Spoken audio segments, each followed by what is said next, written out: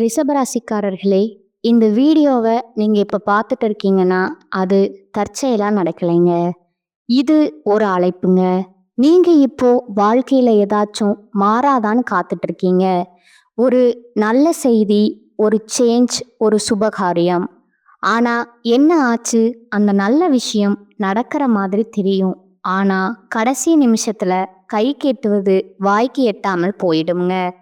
இதெல்லாம் நடக்கும்போது நீங்க யாரிடமும் சொல்ல முடியாம மன வலியோடு என்ன தப்பு நான் பண்ணேன்னு கடவுளிடம் கத்தி அழுதுருக்கீங்க.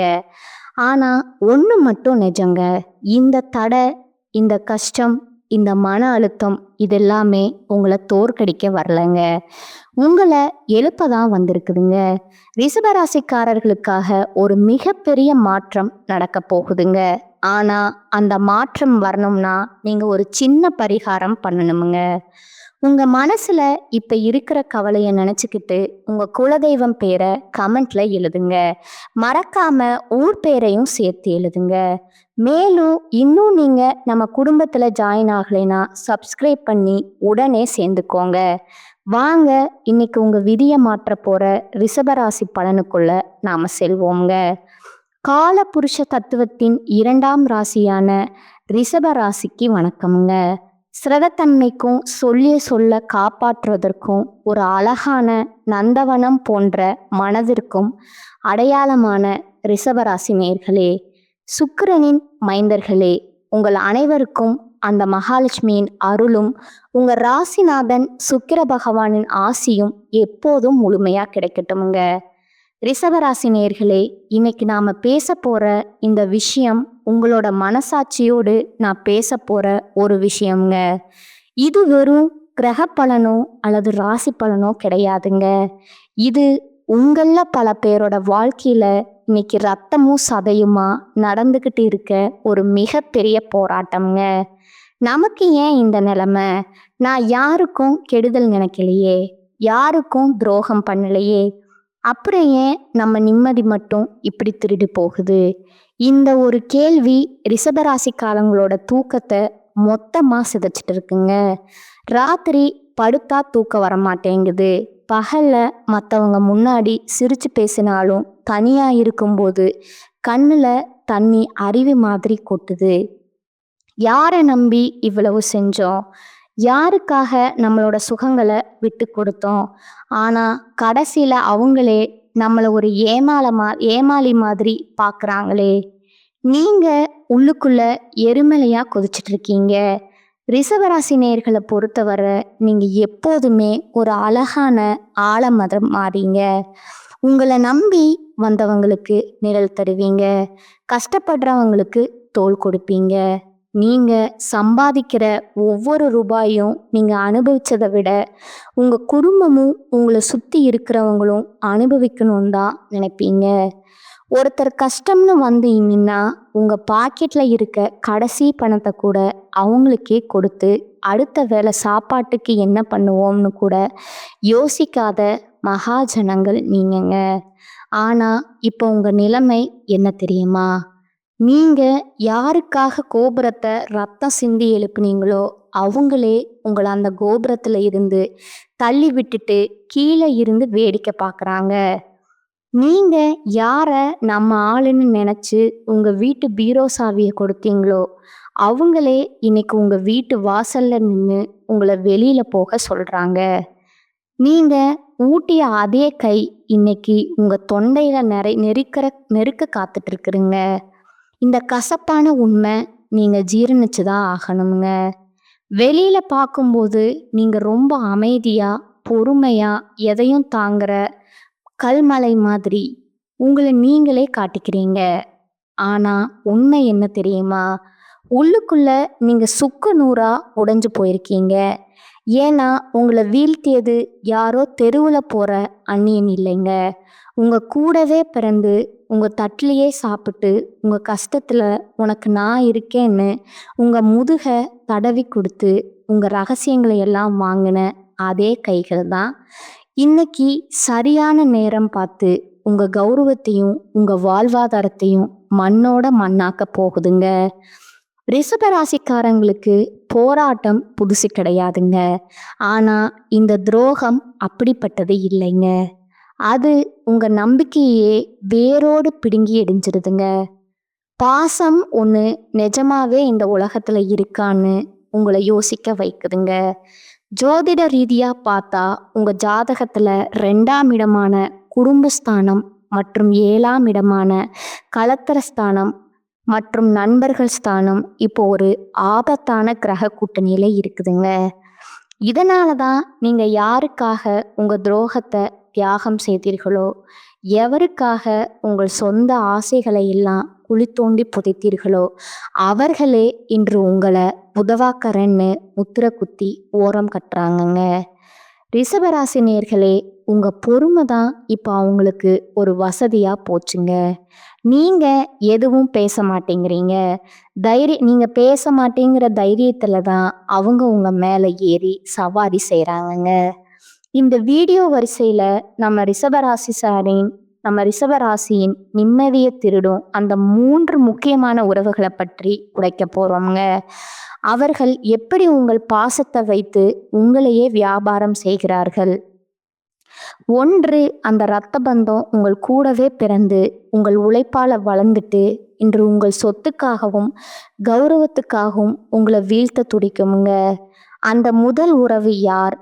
2வது, அந்த பாசக்கார சகுனிகள் உங்கள் வீட்டு விசேஷங்களில் முன்னால் வந்து நின்று கொண்டு உங்களை புகழ்வது போலவே பேசி உங்கள் பலவீனங்களை உங்கள் எதிரிகளிடம் கொண்டு போய் விற்கும் அந்த 2வது உறவு யார்? 3வது பார்த்தீங்கன்னா, அந்த நண்பன் எனும் முகமூடி நீங்கள் உயிர் என்று நம்பி எதையெல்லாம் அவரிடம் கொட்டினீர்களோ அதை ஆயுதமா மாற்றி உங்கள் வாழ்வை சிதைக்க காத்திருக்கும் அந்த 3வது நபர் யார்? இந்த வீடியோவை நீங்க ஒரு நிமிஷம் கூட ஸ்கிப் பண்ணாம பார்க்கணுங்க. ஏன்னா இது உங்களுக்காக நான் போடுற வீடியோ இல்லைங்க. உங்க கண்ணு முன்னாடியே நடந்துட்டு இருக்கிற அந்த சதியை நீங்க அடையாளம் காணும். உங்களை அழிச்சவங்க முன்னாடி நீங்க மீண்டும் ஒரு ராஜாவா தலை நிமிர்ந்து நிற்க வைக்கிறது தான் இந்த ஜாதக ரகசியத்தோட ஒரே லட்சியம்ங்க. ரிஷபராசி நேயர்களே, இது உங்களுக்கான எச்சரிக்கை மட்டும் கிடையாதுங்க. இது உங்களுக்கான ஒரு மகா ஆயுதம்ங்க. துரோகத்தால் வரும் காயங்களை விட அந்த துரோகிய அடையாளம் காணாததுதான் உங்கள் வாழ்வின் மிகப்பெரிய வீழ்ச்சிங்க. இந்த அறிமுகத்துல உங்க மன அழுத்தத்துக்கும் உங்க வாழ்க்கையில இப்ப ஏற்பட்டிருக்கிற இந்த சரிவுக்கும் காரணமான அந்த நன்றி மறந்த முகங்களை அணு அணுவா அடையாளம் காட்டப் போகிறோம்ங்க. வாருங்கள், ரிஷபத்தின் பொறுமை ஏன் இப்படி சோதிக்கப்படுது? நீங்க அன்னமிட்ட கை ஏன் உங்க கழுத்தை நெரிக்க பார்க்குது? இதை பற்றி மிக மிக விரிவா பார்ப்போம்ங்க. இது ஜாதக ரகசியம்ங்க. ரிஷபராசி துரோகங்களின் ரகசிய தொடர் பகுதி 1, கூடவே பிறந்து குழிப்பறுக்குமுங்க அந்த இரத்த பந்தம். ரிஷபராசி நேயர்களே, நாம இப்போ இந்த தொடரோட மிக முக்கியமான கட்டத்துக்குள்ள நுழைய போறோம்ங்க. ரிஷபராசிக்காரங்க வாழ்க்கையில இருக்கிற மிகப்பெரிய பலமும் அவங்க குடும்பம்தான். அவங்க வாழ்க்கையில விடுற மிகப்பெரிய அடியும் அதே குடும்பத்துல இருந்து தான் வருதுங்க. இது எவ்வளவு பெரிய முரண்பாடு பார்த்தீங்களா? ரிஷபராசிக்கு 2ஆம் இடம்ங்கிறது குடும்பஸ்தானம்ங்க. இந்த இடத்தோட அதிபதியா வர்றது புதன் பகவானுங்க. இதனாலேயே உங்களுக்கு பேசும் திறமையும் குடும்பத்து மேல ஒரு அதீத பற்றும் இருக்குங்க. ஆனா இதே புதன் பகவான் சில நேரங்கள்ல உங்களுக்கு பக்கத்துல இருக்கிறவங்களையே உங்களுக்கு எதிரா மாத்திருவாருங்க. யார் அந்த இரத்த பந்தம்? நீங்க ஒரு நிமிஷம் கண்ணை மூடி யோசிச்சு பாருங்க. நீங்க சின்ன வயசுல இருந்து யாருக்காக எதையும் விட்டு கொடுத்தீங்க? உங்க தம்பியா இருக்கலாம், தங்கையா இருக்கலாம், இல்லை உங்க கூடவே பிறந்த அண்ணனா இருக்கலாம். ரிஷபராசிக்காரங்க எப்பவும் செல்ஃப்லெஸ் மனிதர்கள்ங்க. அதாவது தனக்கு ஒரு பொருள் கிடைக்கிறத விட தன் தம்பிக்கு அது கிடைச்சா நீங்க ரொம்ப சந்தோஷப்படுவீங்க. அவங்க நல்லா இருக்கணும்னு நீங்க உங்க படிப்பை விட்டுட்டு வேலைக்கு துணிஞ்சிருப்பீங்க. அவங்க கல்யாணத்துக்காக நீங்க கடன் வாங்கி இருப்பீங்க. அவங்க ஒரு வீடு கட்டின உடனே நீங்க உங்க சேமிப்பை மொத்தமா தூக்கி கொடுத்துருப்பீங்க. ஆனா இன்னைக்கு நிலைமை என்ன? நீங்க எப்ப அவங்களுக்கு காசு கொடுக்கறத நிறுத்துனீங்களோ, இல்ல என்னைக்கு உங்களுக்கு ஒரு கஷ்டம்னு வந்து அவங்க முன்னாடி நின்று ஒரு உதவி கேட்டீங்களோ, அன்னைக்கு அவங்களோட உண்மையான முகம் வெளியில வந்திருக்குங்க. துரோகத்தின் முதல் படி அலட்சியமுங்க. முதல்ல அவங்க உங்களை மதிக்கிறத நிறுத்துவாங்க. இவன் என்ன செஞ்சான் நமக்கு, அவன் கடமையை செஞ்சான் அப்படின்னு ரொம்ப சாதாரணமா பேசுவாங்க. ரிஷபராசி நேயர்களே, நீங்க மற்றவங்க கிட்ட பாராட்ட எதிர்பார்க்க மாட்டீங்க. ஆனா நீங்க செஞ்ச உதவிக்கு ஒரு சின்ன நன்றியையாவது எதிர்பார்ப்பீங்க. ஆனா அந்த நன்றி கடனுக்கு பதிலா அவங்க உங்களுக்கு கொடுக்கறது என்ன தெரியுமா? அலட்சியம்ங்க. குடும்ப விஷயங்கள்ல உங்களை கூப்பிடாம விடுறது, அப்படியே கூப்பிட்டாலும் உங்களை ஒரு மூலையில உட்கார வைக்கிறது, உங்க பேச்ச யாரும் மதிக்காத மாதிரி ஒரு சூழலை உருவாக்குறது, இதுதான் அந்த துரோகத்தோட முதல் படிங்க. சொத்து மற்றும் பண விஷயத்துல விழும் பலத்த அடிங்க. ரிஷபராசிக்காரங்க கஷ்டப்பட்டு சேர்த்த சொத்துல கை வைக்கிறதுல தான் இவங்க தான் முதல்ல நிற்பாங்க. நீ தான் நல்லா சம்பாதிக்கிறியே, இது எனக்கு இருக்கட்டுமேனு பாசமா பேசி உங்ககிட்ட இருந்த நிலத்தையோ வீட்டையோ இல்லை ஒரு பெரிய தொகையோ அபகரிச்சிருப்பாங்க. நீங்க சரி போனா போகுது, என் தம்பி தானே, என் ரத்தம் தானேன்னு விட்டு கொடுப்பீங்க. ஆனா அந்த சொத்து அவங்க கைக்கு போனதுக்கு அப்புறம் உங்களை அவங்க யாருன்னே தெரியாத மாதிரி நடத்துவாங்கங்க. குறிப்பா ரிஷபராசி பெண்கள், நீங்க உங்க பிறந்த வீட்டுக்காக எவ்வளவோ செஞ்சிருப்பீங்க. ஆனா உங்களுக்கு ஒரு பிரச்சனை வரும்போது அதை பிறந்த வீட்டில் இருக்கிறவங்க கதவை தட்டுவாங்க, கதவை தாளிட்டுக்குவாங்கங்க. உனக்கு அங்கே என்ன வேலைன்னு கேட்குற அந்த ஒரு வார்த்தை உங்க இதயத்தை ஈட்டியால குத்துற மாதிரி இருக்குமுங்க. ஏன் இவங்க இப்படி மாறுறாங்க? இதுக்கு காரணம் உங்க மேல இருக்கிற பொறாமை தாங்க.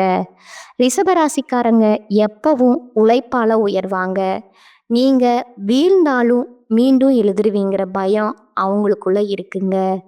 அதனாலேயே உங்களை எழுந்திருக்க விடாம செய்யணும்னா உங்க குடும்பத்துக்குள்ளேயே குழப்பத்தை உண்டு பண்ணணும்னு அவங்க நினைக்கிறாங்க.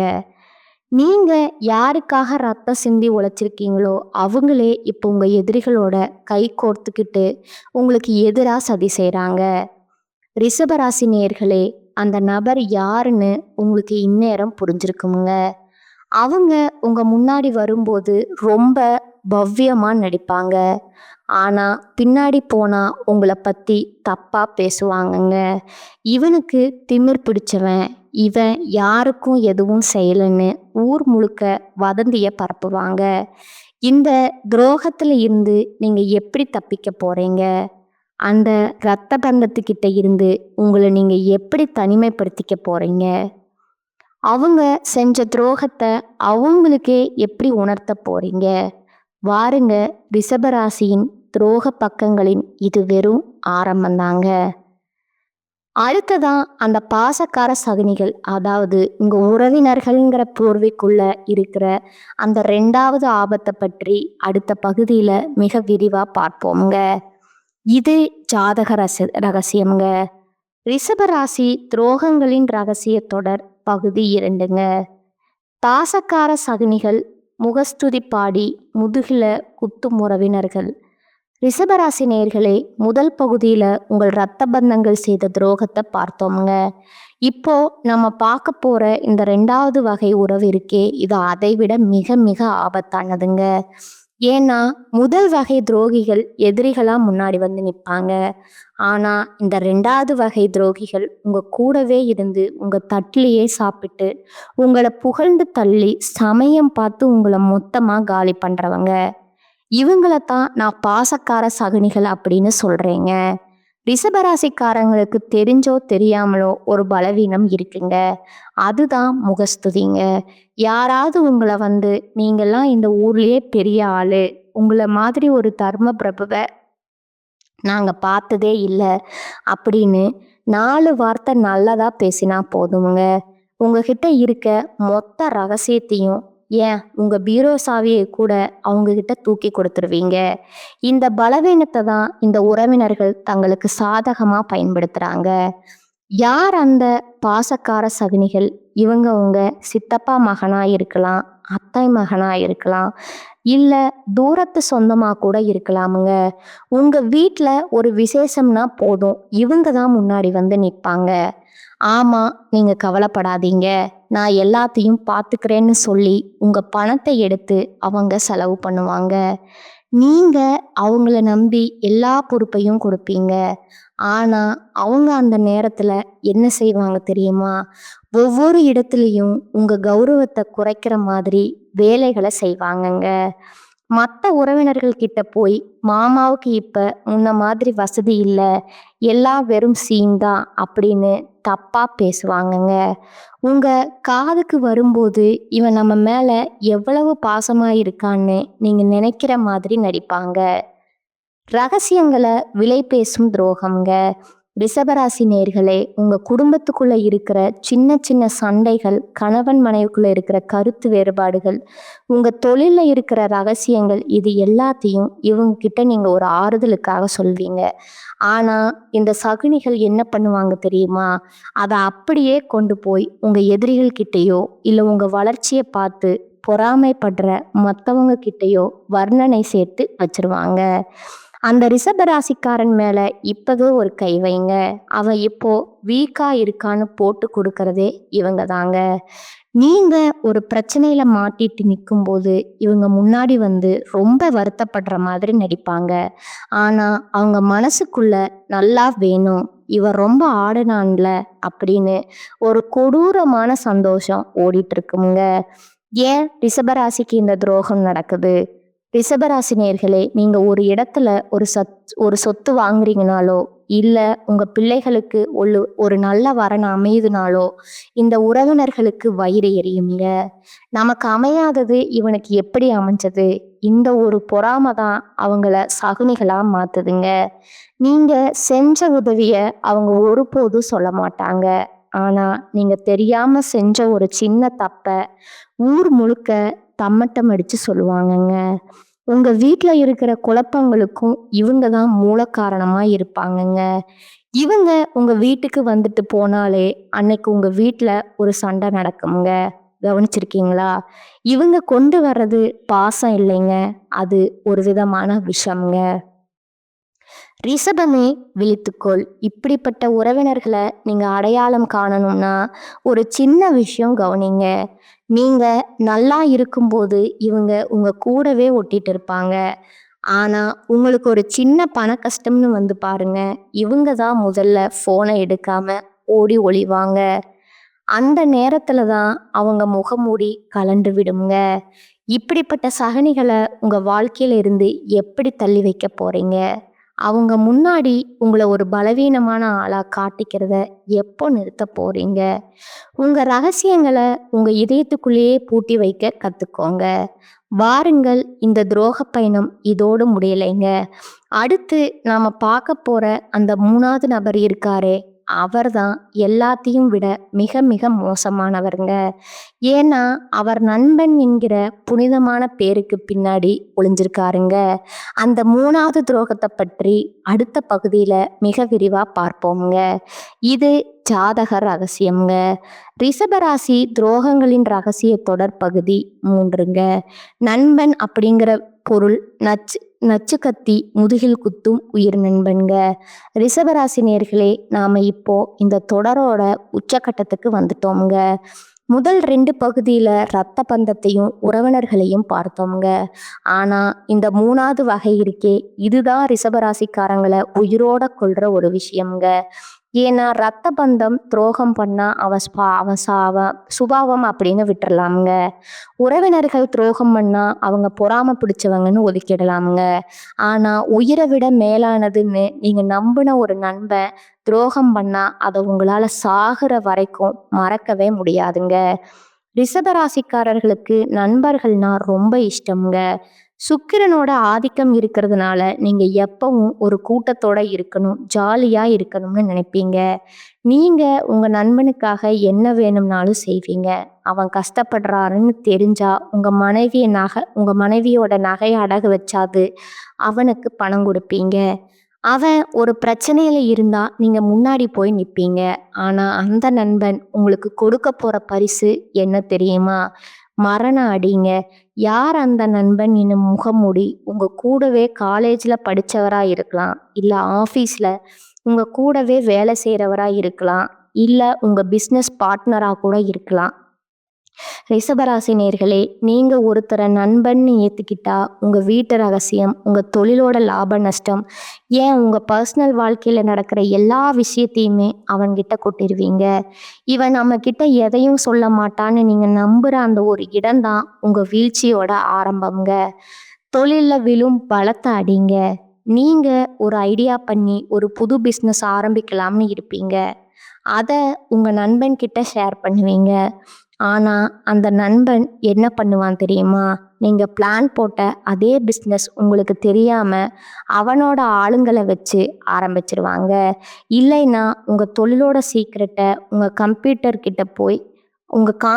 கிட்ட போய் வித்துடுவாங்க. நீங்க ஏன்டா இப்படி பண்ணேன்னு கேட்டா, பிஸ்னஸ்ல இதெல்லாம் சகஜம்டான்னு சொல்லி ரொம்ப சாதாரணமா உங்க முகத்துக்கு முன்னாடியே சொல்லுவாங்க. குடும்பத்துல குழப்பத்தை விளைவிக்கும் நச்சு இது இன்னும் கொடுமையானதுங்க. அந்த நண்பன் உங்க வீட்டுக்குள்ள அடிக்கடி வருவாருங்க. உங்க குடும்பத்துல ஒருத்தரை பழகுவாருங்க. ஆனா உங்க மனைவி கிட்ட உங்களை பத்தி தப்பு தப்பா சொல்றதோ, இல்ல உங்ககிட்ட உங்க குடும்பத்தார பத்தி தப்பு தப்பா சொல்றதோ இவரோட வேலையா இருக்குமுங்க. உன் வீட்டுக்காரர் என்ன இப்படி இருக்காரு அப்படின்னு ஆரம்பிச்சு மெல்ல மெல்ல உங்க குடும்ப நிம்மதியை குலைக்கிற வேலைகளை இவங்க செய்வாங்கங்க. ரிஷபராசி நேர்களே, உங்க நண்பன் தான் உங்க எதிரிக்கு உங்களை பத்தின எல்லா தகவலையும் கொடுத்துட்டு இருக்காங்க. ஏன் ரிஷபராசிக்கு இந்த துரோகம்? உங்களுடைய அசுர வளர்ச்சி தான் அவங்க கண்ணை உறுத்துதுங்க. நீங்க ஒரு புது கார் வாங்கினா இவங்க வெளியில வாழ்த்து சொல்லுவாங்க. ஆனா உள்ளுக்குள்ள இவனுக்கு எப்படி இவ்வளவு வசதி வந்ததுன்னு வயிறெறிவாங்கங்க. நீங்க ஒரு பிரச்சனையில மாட்டிக்கும் போது இவங்க தான் முதல் ஆளா வந்து உங்களுக்கு ஆறுதல் சொல்ற மாதிரி நடிப்பாங்க. ஆனா அன்னைக்கு நைட்டே அவங்க நிம்மதியா தூங்குவாங்க. ஏன்னா அவங்க நினைச்சது நடந்துருச்சுங்க. ஒரு நண்பன் துரோகம் பண்ணும்போது நீங்க உடைஞ்சு போயிடுறீங்க. இனிமே யாரையும் நம்பக்கூடாதுன்னு ஒரு முடிவுக்கு வர்றீங்க. ஆனா அந்த முடிவை நீங்க முன்னாடியே எடுத்திருக்கணுங்க. உங்களுடைய ரகசியங்கள், உங்களுடைய பலம், அதை ஒரு நண்பன் கிட்ட பகிர்கிறதுக்கு மூலமா நீங்க உங்க ஆயுதத்தை அவன்கிட்டயே கொடுத்துட்றீங்க. இப்போ நீங்க செய்ய வேண்டியது ஒண்ணுதாங்க. உங்க நண்பர்கள் வட்டாரத்தை ஒரு தடவை செக் பண்ணுங்க. உங்க வளர்ச்சியை பார்த்து உண்மையாவே சந்தோஷப்படுறவர் யாரு? உங்க கஷ்டத்துல நிஜமாவே கை கொடுக்கிறவர் யாரு? இந்த முகமூடி மனிதர்களை அடையாளம் கண்டு அவங்கள உங்க வாழ்க்கையில இருந்து கட் பண்ணுங்க. அவங்க முன்னாடி நீங்க தோத்துட்டதா நினைச்சு அழுறத நிறுத்துங்க. ஏன்னா அவங்களுக்கு தேவை உங்க அழுகதாங்க. உங்க அவமானப்படுத்தியவர்கள் முன்னாடி, உங்களை ஏமாற்றிய நண்பர்கள் முன்னாடி நீங்க ஒரு ராஜாவா மீண்டு எழுந்து நிக்கணுமுங்க. அந்த வெற்றி தான் நீங்க அவங்களுக்கு கொடுக்கிற மிகப்பெரிய தண்டனைங்க. வாருங்கள், இந்த துரோகங்கள் எல்லாத்தையும் தாண்டி ரிஷபராசி எப்படி நிமிர்ந்து நிற்க போகுது? இழந்த கௌரவத்தை மீட்க நீங்க செய்ய வேண்டிய இந்த மகா ரகசிய பரிகாரங்கள் என்ன? அடுத்த இறுதி பகுதியில மிக விரிவா பார்க்கலாம்ங்க. துரோகங்களின் ரகசிய தொடர் இறுதி பகுதி, துரோகிகளை வீழ்த்தும் விஸ்வரூபம்ங்க. இந்த இழந்த கௌரவத்தை மீட்கும் மகா ரகசிய பரிகாரங்கள். ரிஷபராசி நேர்களே, நாம இப்ப இந்த தொடரோட மிக முக்கியமான உங்க வாழ்க்கைய தலைகீழா மாற்ற போற ஒரு இடத்திற்கு வந்துட்டோம்ங்க. இதுவரைக்கும் ரத்த பந்தம் செஞ்ச துரோகம், உறவினர்கள் ஆடிய சகுனி ஆட்டம், நண்பன் போட்ட முகமூடின்னு எல்லா கசப்பான உண்மைகளையும் பார்த்தோம்ங்க. இதை கேட்கும்போது உங்க மனசு வலிச்சிருக்குங்க. நான் இவ்வளவு ஏமாளியா இருந்தேன்னு உங்க மேலேயே உங்களுக்கு கோபம் வந்திருக்குங்க. ஆனா ஒண்ணு தெரிஞ்சுக்கோங்க, அடிபட்ட காலதான் முன்ன விட வேகமா பாயுங்க. இப்ப அந்த பாய்ச்சலுக்கான நேரம் வந்துருச்சுங்க. உங்களை அழ வச்சவங்க முன்னாடி நீங்க அழுதுகிட்டே இருந்தா அது உங்களுக்கு கிடைக்கிற வெற்றிங்க. ஆனா அவங்க உங்களை எங்கே வீழ்த்தணும்னு நினைச்சாங்களோ அதே இடத்துல நீங்க ஒரு ராஜாவா வந்து நிக்கிறது தான் நீங்க உங்களுக்கு கொடுக்கிற நீங்க அவங்களுக்கு கொடுக்குற மரண அடிங்க. உங்க ராசிநாதன் சுக்கிரன் உங்களுக்கு தரும் மிகப்பெரிய பலமே மீண்டெழும் ஆற்றல் தாங்க. துரோகிகளை வீழ்த்தும் முதல் ஆயுதம் அமைதிங்க. இனிமே நீங்க அவங்க கிட்ட போய் சண்டை போடாதீங்க. ஏன் எனக்கு துரோகம் பண்ணேன்னு கேட்டு உங்க கண்ணீரை வீணாக்காதீங்க. நீங்க எடுக்க வேண்டிய முதல் ஆயுதம் கடுமையான அமைதிங்க. அவங்களுக்கு உங்க வாழ்க்கையில என்ன நடக்குதுன்னே தெரியக்கூடாதுங்க. நீங்க சம்பாதிக்கிறீங்களா இல்லையா, உங்க அடுத்த பிளான் என்ன, எதுவுமே அவங்களுக்கு தெரிய விடாதீங்க.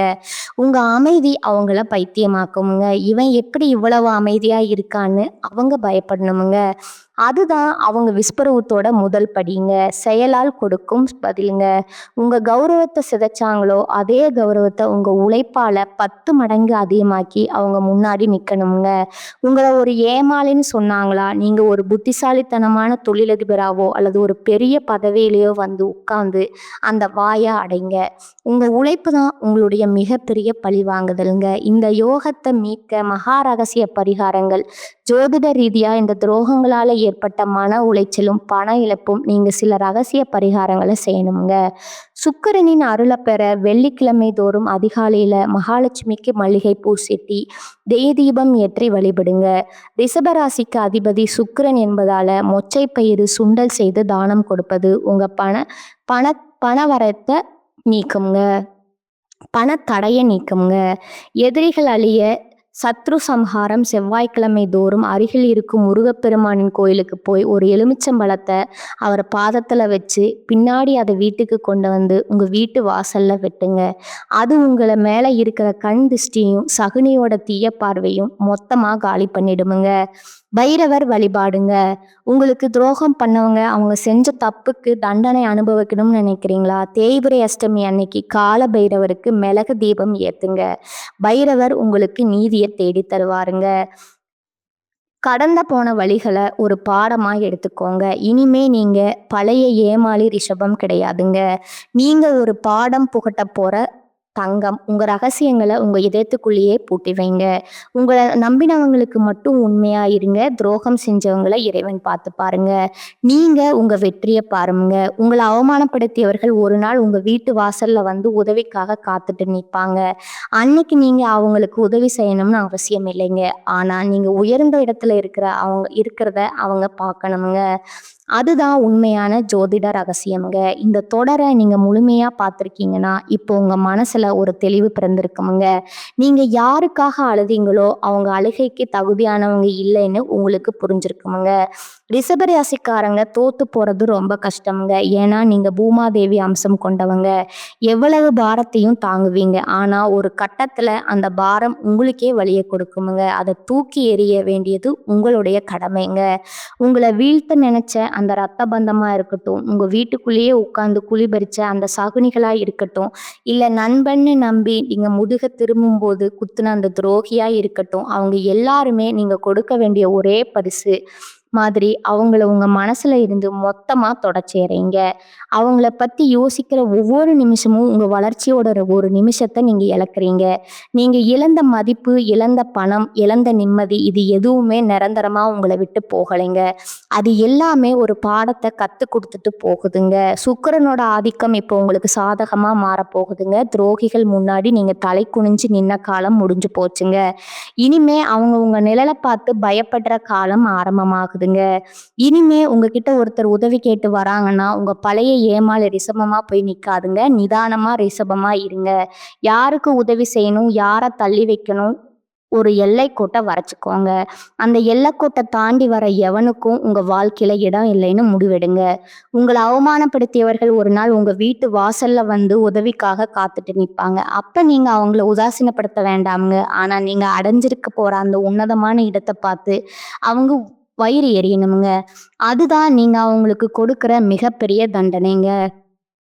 உங்களுடைய நேர்மை, உங்களுடைய அந்த தர்ம குணம், இதுதான் உங்களை மீண்டும் ஒரு வெற்றியாளரா மாத்த போகுதுங்க. ரிஷபராசி நேயர்களே, துரோகத்தை ஏருவாக்கி உங்கள் வெற்றியை பயிராக்குங்க.